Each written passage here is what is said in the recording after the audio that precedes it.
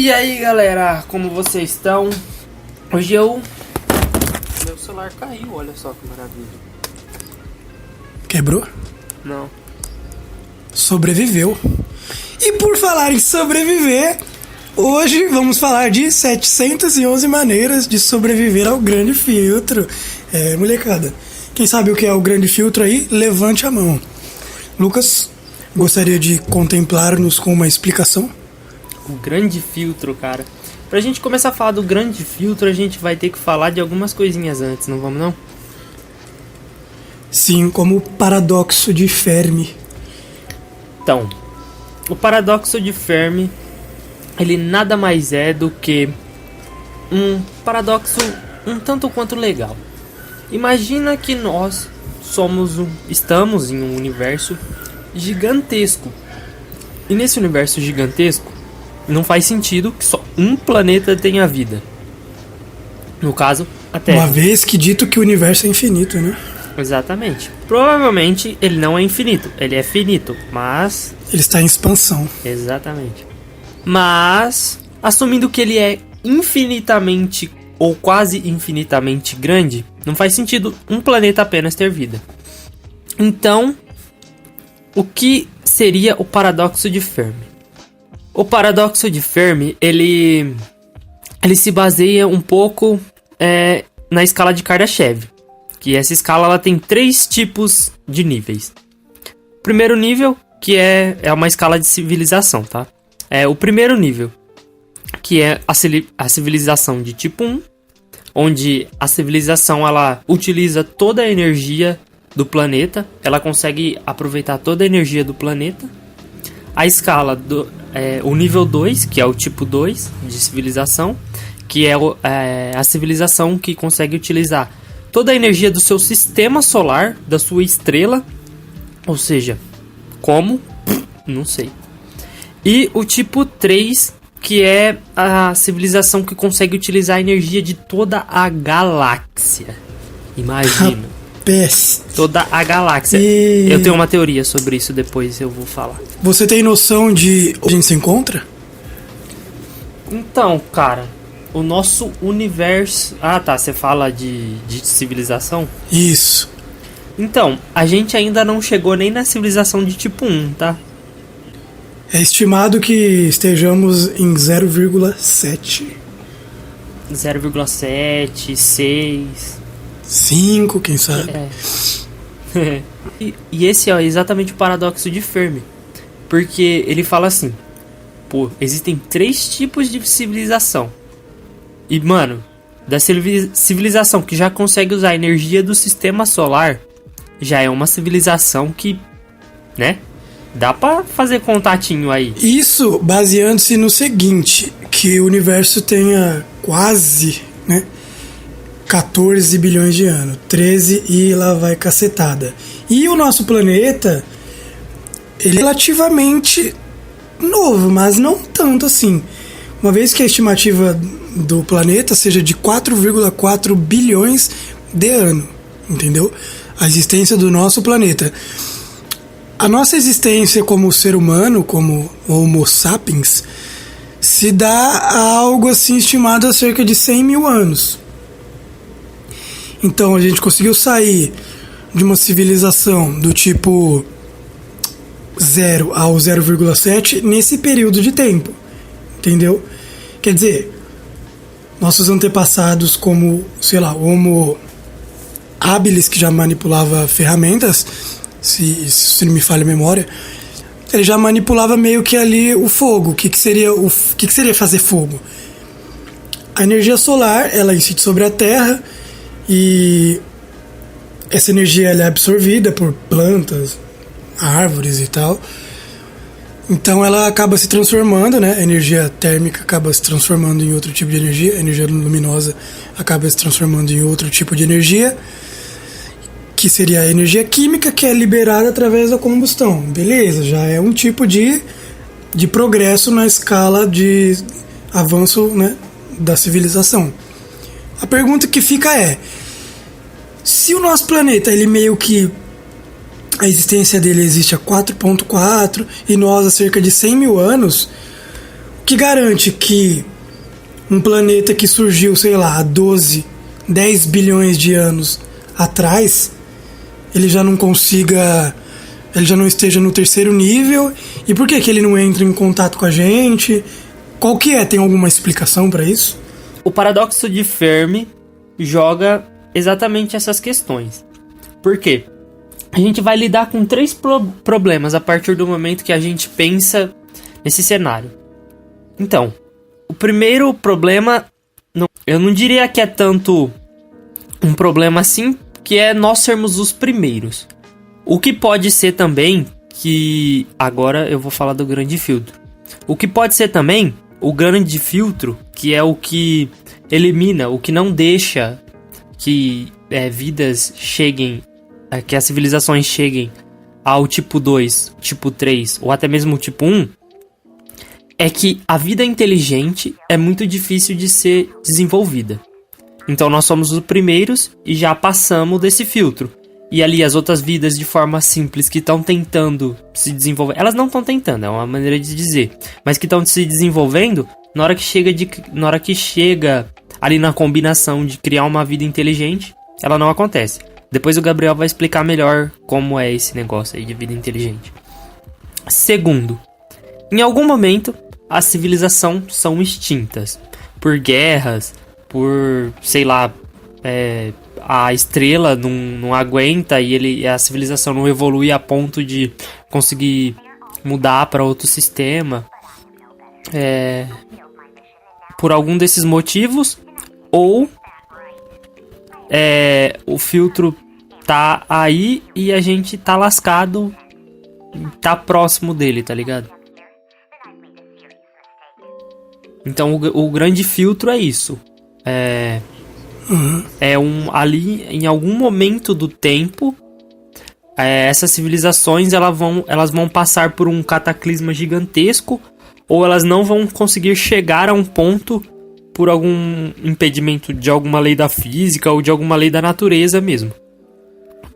E a gente não sabe. Grande filtro então seria ali, como já se diz, um filtro que ele impede o avanço da vida, meio que, ou de continuar, em algum momento ela acaba, ou então o grande filtro pode ser a própria existência da vida, certo? Exatamente, porque a gente não sabe se o grande filtro é ali no comecinho, quando a vida inteligente está começando a se desenvolver, a vida, uma forma de vida mais complexa, ou mais adiante, eu não vou dizer inteligente, né, porque o pessoal não considera animal inteligente. Então, complexa, no caso, não uma vida unicelular ou de forma... Daqui a pouco eu carco você por conta disso. Tá. E a gente também não sabe se é por algum motivo lá na frente. Por guerras, ou por guerras até mesmo interestelar.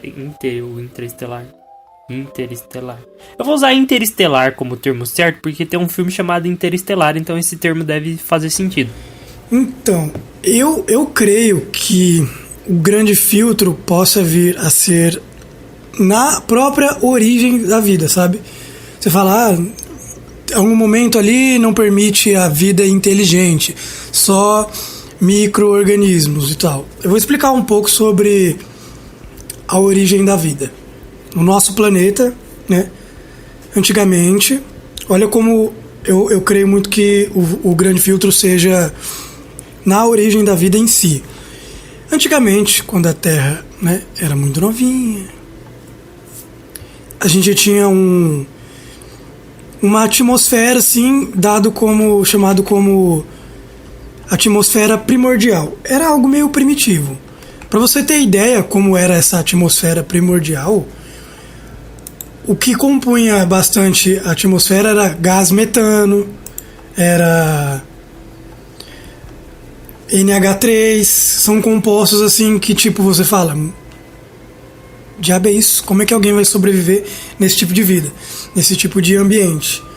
Tinha um pouco de H2O, era algo assim, os mares eram aquela coisa chamada de caldo nutritivo, era um caldo ali cheio de composto, entendeu? E a teoria né, conta que nessa época aí era um monte de vulcão em erupção, a Terra daquele jeito lá, e caía raio pra tudo quanto é lado, beleza, só que não existia vida, entendeu? E cogita-se o quê, né? Que todos esses elementos, de alguma maneira, né, a partir de uma descarga elétrica, é o que conta a teoria, chamada de teoria da evolução química. Dado esses acontecimentos, em algum momento ali, essa matéria, ela virou matéria orgânica, não viva, mas orgânica. Elas se transformaram em macromoléculas ali necessárias para o funcionamento de uma vida. Inclusive, isso é uma coisa comprovada em laboratório. Os caras em laboratório, eles simularam essa atmosfera primordial e eles fizeram testes e viram que realmente esses compostos orgânicos que formavam o oceano naquela época, eles formavam proteínas, entendeu? Aminoácidos, eles formavam aminoácidos né, baseando-se nessa teoria em questão. Mas a pergunta que fica é: tá, beleza, formou aminoácido, mas quando diabos que esses aminoácidos passaram de algo inanimado para algo com vida? Provavelmente um ser unicelular. Provavelmente não, isso é certo, sabe? E então, sabe, isso é algo que continua sem resposta até hoje. A gente só tem hipóteses. Que essa hipótese chamada de teoria da evolução química. Existem também teorias que falam que a vida pode ter originado-se em outro planeta e veio para cá a partir de um meteoro. Isso é algo que é de se levar em consideração. Já foram coletados amostras de meteoritos e foi visto que ali possuía também componentes que a gente tem no nosso corpo humano, como aminoácidos, entendeu? Então é algo bem questionável, mas isso transfere a dúvida de como a vida se originou em outro planeta. Tá, beleza, vamos supor que, né, a gente não sabe qual é essa variável que se originou a vida aqui e não conseguimos reproduzir ainda. Show. Só que você fala assim, o grande dilema é encontrar vida inteligente. Nem tanto. Seres unicelulares já foi comprovado também que eles sabem o que eles estão fazendo. Foi feita uma experiência com um unicelular, na qual ele estava andando ali, ele meio que batia e ele via que ele não conseguia passar daquele lugar. O que ele fazia? Ele dava meia volta. Não é um bocozão que está andando por aí à toa. Tá, isso aí não é sinônimo de inteligência. Mas a grande sacada é que o quê? Você primeiro tem que achar essa variável que dá a origem da vida. A questão de vida inteligente é só uma questão de tempo e de multicelularidade também. Foi feito outro experimento com unicelulares, né? Eles pegavam ali, colocavam numa centrífuga, o mais pesado, obviamente, ficava mais para baixo no frasquinho, e eles foram separando isso, né, nas gerações ali desse unicelular. E, dado momento, eles se tornavam multicelulares. Como assim? Eles, do nada? É porque, assim, os unicelulares, eles se replicam e se dividem em dois. Em algum momento, alguma mutação ocorria que ele era meio que deficiente, ele perdia essa capacidade de se multiplicar, entendeu? Ele não separava. Isso é chamado de mutação. E todos os organismos de hoje, se você for parar para pensar, eles vieram, né, de quando tinha a atmosfera primitiva lá e tal, e os compostos químicos viraram aminoácidos e de algum modo nasceu um ser vivo ali, algum bichinho que a gente não sabe, né, o que é chamado de LUCA, Last Universal Common Ancestor, o último ancestral comum. Mentira, sou eu. Isso, é LUCA, LUCA, quase você. E a gente, né, pode presumir que aconteceu isso com ele, na autorreplicação dele, ele passou a ser um multicelular por questão de mutação, que seria o quê? Uma mudança genética totalmente aleatória.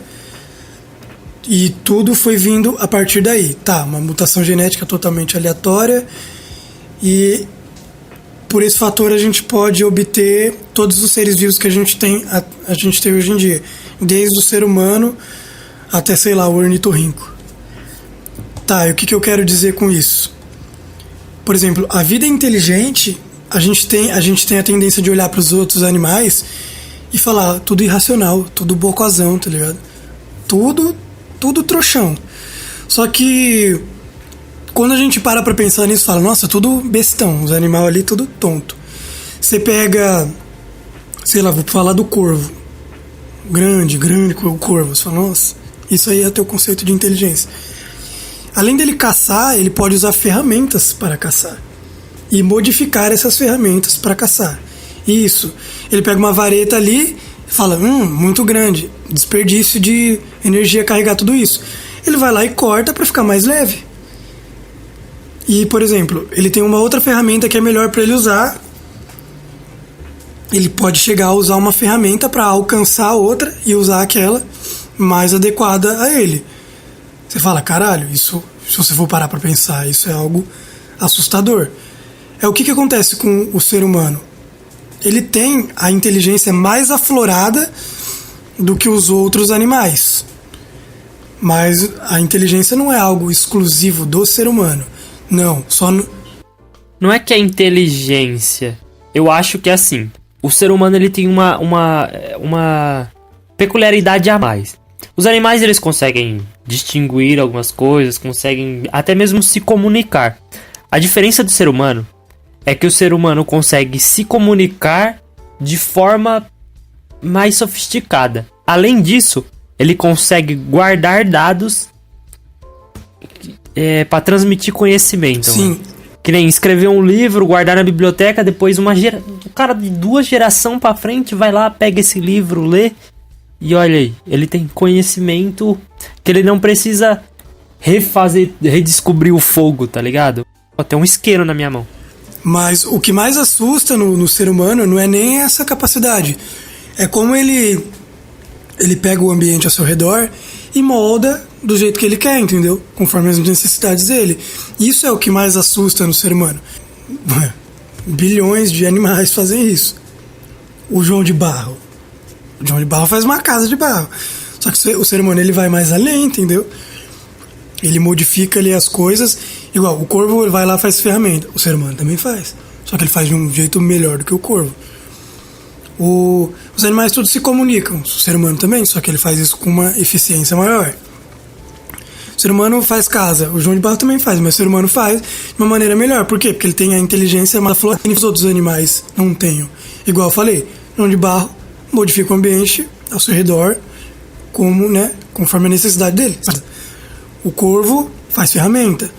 Tipo, chimpanzés também manipulam ferramentas, sabe? Falando desse negócio de inteligência, eu lembrei de um vídeo que eu vi. É de um macaco, ele tá preso, né, do zoológico, e atrás de uma parede de vidro. Só que essa parede de vidro, ela tem embaixo, assim, aqueles meio muro, tá ligado? De concreto. Muretinha. Sim. E ele tá meio rachado e tem um buraquinho. Aí o macaco fica batendo assim na mulher que tá com alguma coisa comendo na mão. Aí na hora que ela vem, ele guia ela com o dedo, chamando ela. E ele põe o dedo no buraquinho assim, tá ligado? Pra ela colocar o alimento no bagulho e ele comer, mano. Tá vendo? Por isso que a gente não pode ficar falando que, tipo, a gente é muito arrogante em falar que o ser humano... Sim, o ser humano realmente é o maior predador do planeta Terra. Dado esse fator de inteligência mais aflorado. Vai numa trocação X1 contra um leão, você vai tomar um pau, mas como a gente é inteligente... A gente faz armas. Hoje a gente até cuida desses animais que possivelmente predariam, possível não, certamente eles predariam a gente se a gente não tivesse a inteligência mais aflorada. Mas enfim, o conceito tipo, de sair do Luca até a gente através de mutações totalmente aleatórias escolhidas por algo chamado seleção natural. O que seria isso? O ser humano nasce com uma característica nova, o ser humano não, o ser, E se ela ajudar ele a sobreviver, a se reproduzir, é uma questão de lógica dele sobreviver. Por exemplo, o mundo é um campo de futebol, com a grama verdinha, maravilha. E só existem 2 animais, coelhos e águias. A águia, mano, facilmente vai ver a desgraça de um ponto branco no verde, entendeu? Mas se na obra do acaso, da mutação, nasce o coelho verde, ele tem muito menos chance de ser predado pela águia, porque ele vai se camuflar ali no verde com verde, entendeu?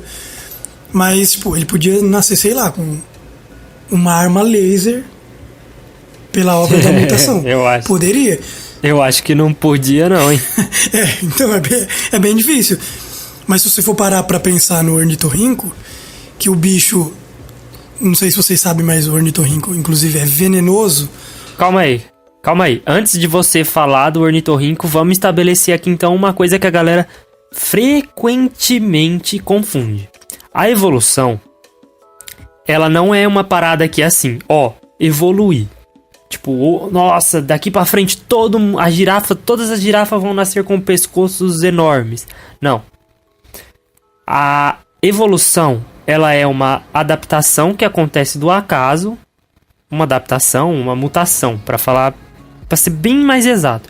Uma mutação, e essa mutação se ajuda, beleza. Você passa adiante. Tem mais chances de passar adiante. Às vezes não é nem até se ajuda. Se também não atrapalha, entendeu? Pode ter alguma mutação que faz nada. Mutação não faz nada. O ser humano nasceu com um dedinho a mais. E isso é passado adiante. Ajuda, atrapalha? Não importa. Às vezes é algo neutro também. A mutação pode ser... Foda-se, caguei, entendeu? Pode ser algo... Então, mas assim... Partindo do ponto... Vamos imaginar o ser humano, então.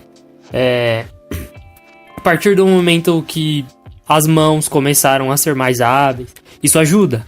Ajuda para um cacete pra gente. Então, características assim vão sendo passadas adiante. Tem muita gente que acha que... do nada o homem virou... O macaco virou o homem. Porque sim. Não foi porque sim. Tem toda... um porquê disso ter acontecido. E a gente consegue ver isso também, comprovar isso, mais ou menos, assim, eu não quero dar certeza para não ser o cientista arrogante, mas a gente vê isso com cachorros, com que a gente pega e cruza um com o outro e dá uma característica nova. O pug, se fosse por seleção natural, mano, aquela porra não ia sobreviver na natureza nunca. O bicho é cardíaco, não respira direito, não consegue latir e... Pra comer? Joga um pedaço de bife pro teu pug. Seleção artificial. Não, ele não ia passar, mano. Mas o ser humano cria, acha bonito e cuida. Esse negócio aí do homem veio do macaco era um ancestral comum entre chimpanzé e humano. Tipo... Você fala, nossa, mas chimpanzé ali, ancestral comum, a gente é tão parecido assim. Se eu não tô falando besteira, é 99,8 alguma coisa por cento do DNA do humano é semelhante ao do chimpanzé. Se eu não me engano, uma única coisa muda no nosso, que é justamente essa capacidade de se comunicar melhor. Porque todos, o hominídeo, o neandertal... todos esses seres primatas, eles eram parecidos com a gente. A única diferença é que eles não conseguiam se comunicar como a gente. Sim. Eles não tinham inteligência tão aflorada. Essa questão da semelhança do homem e o chimpanzé, 99, não sei quanto por cento do DNA, são... Se eu não me engano, eu tenho certeza que não são nem 20 genes, mas eu não quero falar a quantidade correta, acho que são uns 18 genes que diferem. Só que eles vão desligando e ligando características, entendeu? E aí acaba gerando o ser humano. Mas é algo assim que você consegue perceber. E a partir também da análise de fósseis, como é que é, entendeu? Só que não é assim, ancestral comum saiu Homo sapiens e de um lado chimpanzé do outro. Tiveram outros Homo alguma coisa, entendeu? Nossa, mano, se você pegar... Eu esqueci o nome do disco. Mas ele é um disco que ele é a árvore genealógica, onde o centro do disco é um pontinho, que é o ancestral em comum. É árvore filogenética, isso. Isso, procura aí no Google, árvore filogenética e clica no imagens. E, velho, ela se ramifica pra tudo quanto é lado, gigantesco. Mano, é uma parada muito complexa. Se você pegar e falar assim, ai, se a gente veio do macaco, por que até hoje em dia existe macaco? Não, o macaco de hoje, antigamente era outra coisa também. Quer dizer, a gente ainda é macaco, né? O que é um macaco? O que é um macaco? Se você pegar, a gente tem todas as características de um macaco. Globos oculares na parte frontal do rosto, sulcos ventrais ali na ponta dos dedos, seriam as digitais. No lugar de garras a gente tem unhas, entendeu? Polegar opositor. Isso são... Não chama a galera de macaco não, que dá cientificamente, quer dizer, processa ainda, eu quero ver você ganhar. É você e 800 mil advogados de um lado, eu e um livro de biologia do outro. Vamos ver quem ganha. Você sabe, bora lá. Você que sabe. Você vai passar vergonha. Mas enfim, então a vida, ela, né, essas mutações ao acaso são selecionadas naturalmente, por elas concederem alguma vantagem, né, para você lidar ali com o ambiente, e por consequência você vai sobreviver. Um exemplo que eu fiz um trabalho, eu dei um exemplo assim. Imagina se um leão, decorrente de uma mutação, nascesse com pantufas nas garras, ao invés das próprias garras, isso ia ajudar ele a caçar? Não, né? Mas se o ambiente que ele estivesse inserido fosse uma festa do pijama, ia ajudar pra caralho, entendeu? Se fosse um peixe, nascesse com um pulmão dentro da água, já ia morrer no primeiro minuto. Agora, se, né, fosse fora, você entendeu? Tudo é uma questão de ambiente. Tá com um leão na água, ele pode ser o rei da floresta, vai morrer afogado, entendeu? Não significa que, tipo, assim, a seleção natural ela é escolhida por força, ela é escolhida por adaptabilidade. Um peixe, na trocação sincera com um leão, ele vai perder, mas na água ali ele sobrevive, fora da água não. O leão pode ser o rei da floresta, taca ele dentro do lago, ele vai se afogar. Então, essa questão de seleção natural tá atrelada ao ambiente, entendeu? Ou seja, o animal mais bem adaptado é o ornitorrinco. Não, é que eu cito o ornitorrinco porque ele é muito peculiar, tá ligado? Quer dizer, ele é bem adaptado, sim, porque ele é semi-aquático, entendeu?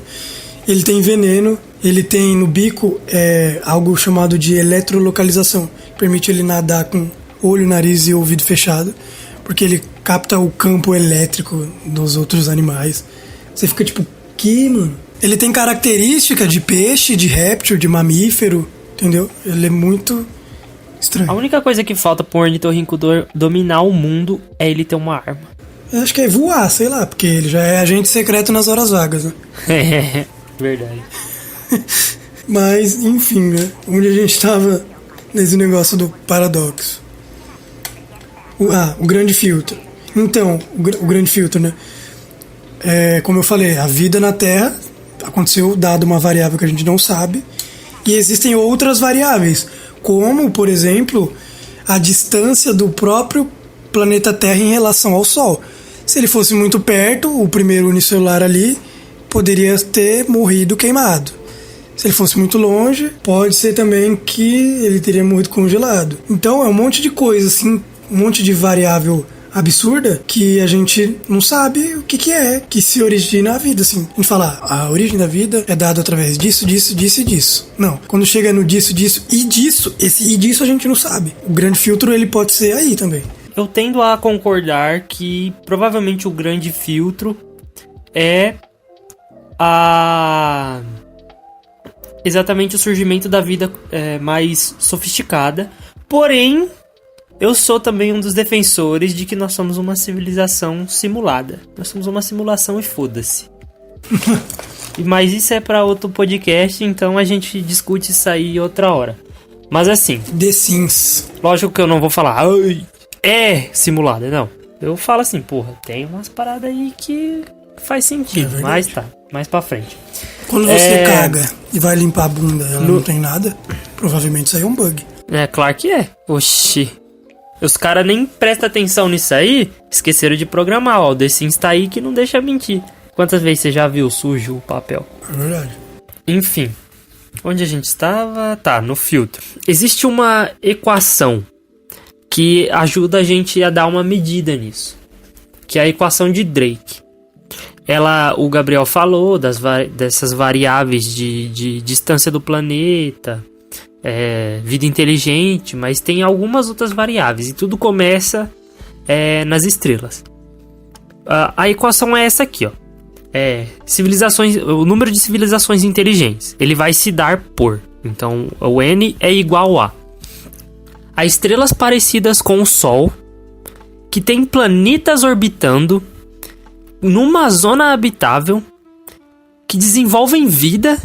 Essa vida tem que ser inteligente, e essa vida, depois que ela se torna inteligente, ela tem que ter vontade de se comunicar, e ela ainda tem que ter uma longevidade muito grande. Por quê? Imagina que nós estamos ali na última, vontade de se comunicar. Só que aí, se a gente não consegue atingir um estado de civilização muito alto antes do Sol explodir, meu amigo, foda-se. Acabou tudo. A gente não se comunicou com ninguém mas existimos. Então, pode ser que o filtro seja isso também. A civilização, ela não tem tempo de se desenvolver a ponto de fazer viagens interplanetárias, e por algum motivo do próprio planeta, do próprio sistema, extingua essa civilização e a longevidade dela é pequena e ela acaba não se comunicando. Pode ser também que, tipo, nem seja possível, né? Porque olha a distância. Não, verdade. Mano, olha a distância que deve ser, né? Quando hoje em dia alguém fala em viagem, que nem o Elon Musk tá tentando fazer, agora a Amazon também. A Amazon? É a Amazon, né? Que tá com um projeto espacial. Posso estar falando... Cara, nem tô sabendo disso, mas provavelmente é. Posso estar falando bobagem. A Amazon é trilionária, né? Posso estar falando bobagem, provavelmente estou. Mas, aqui, mano, é muito inviável você construir pra gente agora, você construir uma nave gigantesca que você vai precisar carregar muito peso, isso contando com o combustível. Você precisa adicionar mais combustível justamente porque o seu combustível já pesa muito. Então você tem que adicionar combustível pra queimar combustível, entendeu? Velho, pra chegar na Lua já é um sacrifício. Marte eu acho que tá longe. Voltando à equação de Drake, essas contas a gente tem só até o desenvolvimento da vida. Que o desenvolvimento da vida ele é até bastante rico no universo. É fácil de desenvolver. Porém, esse Luca, que é o X da questão, aí já é mais difícil e a gente não tem evidência nenhuma de que exista em algum outro planeta esse tipo de forma de vida mais complexa. Pois é. Inclusive, uma curiosidade é que a galerinha, quando vai fazer viagens, né, para outros lugares aí, inclusive mandar robô, mandar satélitezinho para Marte, o satélitezinho, ele é esterilizado a ponto de não ter nenhum micro-organismo nele, para esse micro-organismo não chegar lá, né? E eu falei do coacervador, do unicelular, que é centrifugado, e detecta-se que com o passar, né, do tempo ali das gerações, eu não terminei de falar sobre isso, ele vai sendo separado ali dos pedacinhos pequenos e os outros pedacinhos menor. Esses pedacinhos maiores já significa um erro ali na capacidade de se dividir, ele acaba virando multicelular. Eles não querem mandar nem um micro-organismo para Marte para que ele não se reproduza e acaba virando multicelular e acabe originando-se vida, né, um pouco mais avançada no outro planeta, justamente para encontrar, né, indícios da vida acontecendo por si só em outro planeta por livre e espontânea obra do acaso, né? Porque a gente não sabe o que é que origina-se, então seria a obra do acaso. Ou seja, você entende como que é foda essa questão dos caras analisar a origem da vida? Eles estão sempre procurando, só que eles não querem, né, deixar jogar daqui pra lá assim e ver no que dá, justamente para ter certeza se ela se originou de uma outra forma espontânea em um lugar e a gente poder estudar isso e quem sabe achar o X da questão. Então, é que as nossas chances, elas são poucas, Nós temos um sistema solar para brincar, assim, que a gente pode colocar máquina lá. Então, a gente tem pouco terreno para brincar aí. E se a gente contamina um sistema desse, velho, é tipo jogado fora um planeta que a gente poderia estar estudando. Agora, a gente tá tendo indícios de vida em Vênus, cara. O que já é uma maravilha. E a gente sabe pouco disso ainda, mas agora a gente já sabe pra onde olhar. São indícios de vida ou características propícias para que a vida aconteça? Não, já são indícios de material biológico. Eu posso estar falando bobagem, é porque eu vi já faz um tempinho que saiu a notícia e eu vi. Mas assim, a gente sabe que há muito tempo atrás, Vênus já teve uma atmosfera, ele já foi parecido com a Terra. Só que por ele estar muito próximo ao Sol, o Sol já acabou com a... Eu ia falar camada de ozônio, mas camada de ozônio é uma parada ruim. Com a atmosfera dele. Então, pode ser que tivesse vida lá. E justamente, pode também ser que essa vida que tenha na Terra tenha vindo de lá. Não tô falando que não pode. Sim. Improvável, talvez. Ou pode não ter, né, tido condições para que uma atmosfera de oxigênio seja formada. Acredita-se que esses unicelulares, né, a obra do acaso aí, blá blá blá, eles tinham a habilidade de fazer fotossíntese. E o produto final da fotossíntese é o oxigênio. E ficou, tipo, anos pra caramba. Tipo assim, mais de 2 anos. Muito mais de 2 anos. Com esses bichos largados aí na Terra, isso, produzindo oxigênio, e isso gerou a nossa atmosfera atual. E a gente deve aos bichinhos lá poder respirar hoje em dia. E lógico, e depois o que foi ajudando foi ter água e... Isso. Chove, para de chover. E os organismos foram se desenvolvendo para graças que eles se desenvolveram para plantas. Algas. Isso plantas. foi tudo contribuindo. Mano, a chance disso acontecer no resto do universo, eu não faço ideia. Porque a gente não tem as outras variáveis. Mas estima-se que 20% das estrelas do universo... 20% das estrelas do universo sejam semelhantes ao Sol. Então a gente já tem aí uma estrela semelhante para começar a procurar planetas parecidos com a Terra. E até já chamamos alguns.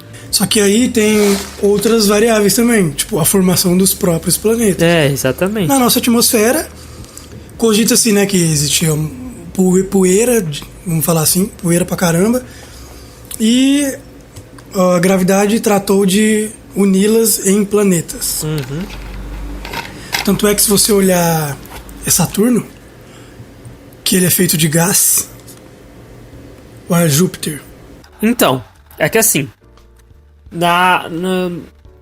a massa mais intensa formou o Sol. E o Sol ali no centro. O resto, pedra flutuando, minério flutuando, poeira flutuando, foi se juntando. E o que fica mais perto da estrela é o material pesado, que é os minérios, a pedra, a rocha. Eles ficam ali próximo à estrela, que é até Marte.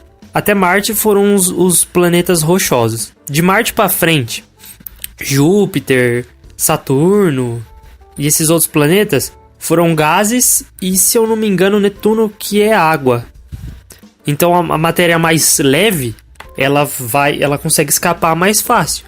Só que ainda assim ficou agindo a gravidade do Sol, da nossa estrela, ainda continuou agindo sobre esses e formou os planetas gasosos. Às vezes não é nem que ela consegue escapar mais fácil, né? É porque se ela estiver muito perto, a ação gravitacional nela vai ser maior. E como é uma matéria leve, ela é sugada pro Sol, né? E, por exemplo, você pega um planeta super denso, materiais super pesados, vamos dizer assim, e joga ele num raio que a ação gravitacional do Sol é pouco influente, ele não vai ficar, porque ele é pesadão e ele vai sair da órbita do Sol e falou pra vocês, entendeu? O Sol não vai ter condições de deixar ele em órbita. Pode ser isso também. Então, isso quando ele já tá em movimento, não é? Isso. Porque eu me lembro, assim, Que a gravidade, uma gravidade incide sobre a outra. O Sol tá puxando a Terra e a Terra tá puxando o Sol. É uma resultante de forças, né? Essa órbita aí. Você, por exemplo, vai passar um meteoro aí vindo de outra galáxia. Ele vai passar lá perto de Plutão ali, por exemplo. E ele tá indo em linha reta. Aí quando ele entrar na atmosfera, na órbita solar, ele vai ser puxado para o meio e ele vai continuar com essa aceleração para frente. E a resultante dessas duas forças dá o quê? Uma linha ali na diagonal, que seria o círculo, entendeu? Aí ele entra em um movimento circular, porque ele está constantemente indo para frente e indo na direção do Sol. E a resultante disso seria esse movimento circular, entendeu? Tanto que se ele entrar muito, ele cai. Eu acho que ele não vai ter força de escape suficiente para sair da órbita de novo. Não. Ele pode acontecer duas coisas. Ele pode ter muita força, uma hora ou outra a gente pode estar falando de bilhões de anos. Ele vai entrar dentro do Sol, assim como provavelmente a Terra está fazendo. Ou uma hora ou outra ele vai sair de órbita. Yes, science! Digamos que, beleza, a chama variável ali da vida não é bicho de 7 cabeças, acontece pra caralho. Existem muitas civilizações, show de bola, não existe paradoxo de Fermi, ou o nosso próprio planeta mesmo. Ele passou do estágio 1, do estágio 2. O que você acha como você acha que seria um futuro, assim? Eu devo salientar aqui que todo mundo que tentou prever pelo menos 100 anos na frente falhou miseravelmente, mas vamos lá com as teorias, né? Né? Assim, não precisa extrapolar muito assim não, cara. O De Volta pro Futuro previu 2015. Quem dera eu tivesse no meu hoverboard flutuando. Pois é. Você tem alguma imaginação assim, por exemplo, anos pra caramba. Não vamos nem falar de 1000, sei lá, 50 mil anos no futuro. O que você imagina do futuro? Eu acho que, sei lá, o mundo vai ser dominado não por países mais, por empresas. Não, pode ser. Verdade. Igual verdade. Elon Musk querendo ir pra Marte. Quando ele pisar lá, vai ser de quem o território? Dele ou dos Estados Unidos? Acho que vai ser dele. Então, o negócio é não ser de ninguém, né? Porque tá aí. Mas, cara... Será que países nada mais são do que grandes empresas? Eu não sei, irmão. Porque por grandes empresas você fala, tipo, tem que oferecer algum serviço. Ué, exporta café, entendeu? Se for parar pra pensar. Sei lá, é uma teoria, sabe? Quem sabe? Tá bom, mas vamos imaginar agora... Vamos aqui juntar forças para imaginar como seria então um planeta que sobreviveu a todos os filtros, ou o primeiro planeta a surgir na vida, ter vida inteligente, que se o filtro for a vida, como esse planeta vai ser no último estágio? E aí, como você acha que é? Então, caramba, um planeta que consiga captar energia de toda a galáxia. Toda. Será que... Eu acho que, sei lá, a imortalidade seria possível para começo de conversa. Você falar imortalidade... Imagina a nanotecnologia, né? Com uma possibilidade dessa, com um avanço tecnológico desse. Vamos falar de primeira, segunda e terceira civilização como evoluídos tecnologicamente. O quão evoluído tecnologicamente uma civilização tem que ser para alcançar o nível 3? Imagina a nanotecnologia desse lugar. Será que não seria possível o não envelhecimento do corpo? Cara, primeiro, eu acho que o não envelhecimento do corpo talvez não. Mas tá ligado aqueles cérebro flutuando em líquido zoado do Fluturama? Sim. Alguma parada assim, tá ligado? De tipo, não exatamente assim. Você pega o seu cérebro e coloca ali. Mas, mano, o nível de tecnologia dessa civilização vai tá lá pro... Mano, você tá falando de uma galáxia inteira que você consegue andar. Então, velho, cara, você pode simplesmente fazer o download do teu cérebro em alguma coisa com inteligência artificial, tá ligado? Vou lançar uma frase pérola aqui. Acho que a imortalidade vai ser possível a menos que você morra. Cara, Tipo, você conseguir transferir seu cérebro pra outros corpos, entendeu? Se você Nossa, tomar real tem essa parada aí. um tiro no cérebro, vai destruir inteiro, então aí não vai ter como. Mas com a conservação do órgão, eu acho que seria possível uma imortalidade, entendeu? Até um ponto que o cérebro se conserve. Você aí que achou esse podcast no ano de 40 mil, me diz aí pro seu amigo do lado se eu estou certo. Ah, será que a Amazon ainda vai estar fornecendo servidores pra gente hospedar esse podcast no ano 40 mil? Acho que sim. Então, você acha que... A maior empresa do mundo, você acha que faz? Eterna, empresa eterna. Mas você acha aí, estimando aí, vamos supor, nós estamos em 2020, o ano da pandemia, acabando, chegando em 2021. Em 2030, cara, daqui 10 anos, como você acha que a gente vai estar? Nível de tecnologia. Cara, daqui 10 anos, partindo de um princípio de que a tecnologia cresce de maneira exponencial, carros a combustíveis não vão ter dominado o mundo, mas já serão combustíveis limpos, eu tô falando como hidrogênio. Já vai ser Elétrico. possível. Você fala o... Nem elétrico, assim, sabe? Sei lá, água, foda-se. Água não, é muita brisa, mas sem combustíveis fósseis, sabe? Que emitem muito CO2, um combustível limpo e renovável. E Saquei. isso, renovável mesmo.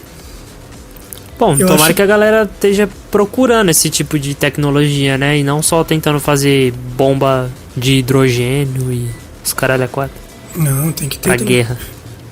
Tem umas mais pesadas aí. Que da hora, Não, faz tô ligado. filme, isso aí faz filme. Eu não queria que o mundo fosse um Star Wars, como é que você vai destruir uma estrela sem uma bomba do peru?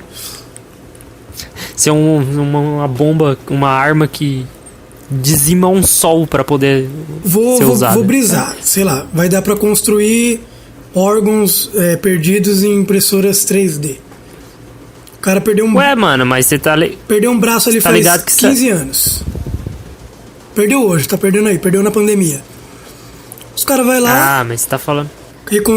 faz as medidas dele ali, né, de simetria, imprime o braço, dá aquela raspada no cotoco e cola ali que vai funcionar, né? Enche de sangue e cola ali que vai funcionar. Não Ah, acho mas você algo tá impossível. falando de membro. Eu pensei que é órgão, porque você tá ligado que órgãos já estão mexendo nisso aí já, né? Sim. Então, mas eu acho que seria Tipo, o possível coração. a restauração completa de um membro. Ah, não. 10 anos? Ah, eu acho que sim. A gente... Eu acho, velho. O ser humano... o filho da puta é curioso e é esforçado, né? Quando ele quer fazer um bagulho diferente. Pois é. O ser humano, quando fala que vai comer a alma do professor, ele come mesmo. Ou o professor, quando quer comer a alma do aluno, ele come mesmo. Come mesmo. O que move a Ai, ai. ciência é a curiosidade, né? Você acha que não é possível? Um monte de PhD em não sei das quantas se junta pra fazer um projeto desse. aí. Daqui a 10 anos eu acho que os caras talvez cheguem aí. É possível, cara. Carro voador? Acho que não. Você vai perder tempo fazendo um carro voador pra gastar mais energia se a gente já encontrou um meio eficiente de... Mano, mas se você for parar pra pensar, já existem carros voadores. E a gente usa todo dia. São os aviões. Veículo que voa. Só não tem o design de um carro. Pronto, acabou. É um carro voador. Ou será que eu estou errado? Carros voadores não, mas... Sei lá. Talvez a gente substitua as viagens de avião por viagens submarinas, quem sabe? Em tubos expressos. Daqui 100 anos, eu acho possível. Isso aí eu acho muito que pode ter, velho. Se bem que os continentes se mexem, né? Ah, mas foda-se, irmão. Isso aí não dá um jeito, sempre deu. Será? Não. Analisando agora assim, imagina um tubão assim, ó. Aí move 1 milímetro, já quebra tudo. Claro que, né? Ah, não, mas eu achei que você tava falando submarino. Coisa nadando no meio do eu tô mar. falando tipo de um tubo, tipo onde passa um metrozão assim, só que embaixo d'água, tá ligado? É, realmente. O negócio indo na velocidade do som pra mais. E outra, placa tectônica. Ah, a gente ia ter que estudar, mano. Placa tectônica, ver onde tá e fazer conexões ali. Não sei, me parece muito absurdo agora. E... turismo interplanetar. Interplanetar não, vou jogar menos. Pra Marte, pra Lua. Possível, inclusive com população em Marte. Então, cara, é dessa parada que eu tava querendo falar. Uma base ali na Lua ou em Marte, sei lá, um museu do planeta, tá ligado? Ou até mesmo para estudo. Museu? Eu acho que teria... E aí, o que você acha? Algum tipo de cidade já em outro planeta, daqui 100 anos. Porque assim, eu tava vendo e realmente é muito difícil fazer isso com Marte, porque tá longe. E que pra segurar a atmosfera de um planeta que já não tem mais o núcleo ativo, é muito difícil. Então, a gente não tem campo magnético nele, a gente teria que dar uma paulada muito forte nele pra ele, sei lá, começar... Ah, ele não tem campo magnético, né? Podia fazer um tipo de estrutura, de base, assim, com o próprio campo. Aí ele dava conta, né, da questão dos raios solares. É viável, você acha que não? Talvez pra civilização de tipo 2, que consegue captar a energia da estrela inteira, ela consiga desenvolver um super ar-condicionado, cara. Pensa só. É verdade. Imagina uma estrela de Dyson em volta do sistema solar inteiro. E uma caixona de ar-condicionado assim, ó. Pra dentro. Inclusive, eu tenho uma teoria de que a civilização de tipo 3 já existe. E elas são os buracos negros. Ô, louco. Explica essa teoria. Porque pensa. Se é a civilização de tipo 3... Não, mentira. Pode ser tipo 3, tipo 2, tanto faz. É a mesma tecnologia. Imagina. Se a civilização, ela utiliza a energia de toda a sua estrela, então significa que nenhuma luz escapa lá de dentro. Uau, deu até um negócio aqui na minha cabeça. Porque agora. Ela utiliza 100% da energia. A luz escapa certo? lá de dentro. Cara, faz todo sentido, tá ligado? É lógico que eu estou zoando, mas pra quem for escrever um livro de ficção científica, aí ó, tá uma boa ideia. É exorbitantemente exagerado. Gostei da teoria. Faz sentido. Mas como não temos como saber o que tem dentro de um buraco negro, Tem eu tudo. posso falar que tem um Joãozinho ali dentro, que ninguém vai poder falar que é mentira. Então tem um planeta ali que tá... Um planeta não, uma civilização que tá pegando energia pra sobreviver. Já tô brisando demais.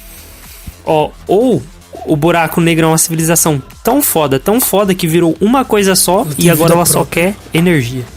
E ela metaboliza a energia sugando ao seu redor para se reproduzir. Já pensou? Na verdade, um buraco negro é uma criatura. Ela faz outro buraquinho, ela caga um buraquinho. É um unicelular que vai fazer multiplicação. Só que ele não consegue porque ele acaba se juntando de novo. Ou nada disso faz sentido e a gente só é simulado mesmo e foda-se. Como você acha que vão ser os jogos? Os jogos da Civilização 3. Caraca, mano. Sala de simulação do X-Men, tá ligado? Mais sofisticado, né? Eles conectam ali conectam seu cérebro ao jogo e você vai pra lá, tá ligado? Matrix. Real, Matrix é Matrix. No jogo da Civilização 3 é O Matrix. que você jogaria se fosse? Levando em consideração que só acaba quando você morre. E você sente dor, sente tudo, cheiro. A não ser que você pegue coronavírus na simulação, que aí você não sente cheiro. Você quer jogar, sei lá, a Terceira Guerra Mundial, e a Terceira Guerra Mundial é, na verdade, a China jogando o coronavírus pra matar o resto do mundo. Por isso que a gente pode ser uma simulação. A gente só é um jogo de um moleque de 12 anos numa civilização de nível 3. Caramba. Brincandinho de ser podcaster. Nham, nham, nham. Você aí achando que é protagonista da sua própria vida? Não, você é um NPC de um jogo de um carinha que tá nesse exato momento matando alguém a tiros no Call of Duty Modern Warfare 5000. Aquele pessoal que entra atirando nos lugares é só um maluco que decidiu sair do modo stealth. Às vezes a gente, né, faz alguma merdinha no modo stealth, tem que sair por aí. GTA Online, tá ligado? GTA. Ai, caramba. Caramba. Pode ser também. Eu acredito muito que a gente esteja num jogo. Por favor, quem estiver me controlando aí, faz o código de dinheiro que tá difícil. Desgraçado gosta de jogar no modo hard, nunca vi isso. Ai, ai. Difícil. Mas você aí, o que você acha? Ouvindo a parte técnica desse podcast, ouvindo agora essa loucura que a gente falou aqui agora. Qual que é a sua ideia? A gente já passou do filtro, a gente nem chegou lá, a gente não passou e nem chegou, mas também ninguém... A gente é único, Deus existe. É, mano. É uma simulação ou não é? Cuidado, porque se você começar a achar que é uma simulação, pode ser que eles queiram desligar você. E é aí que você morre.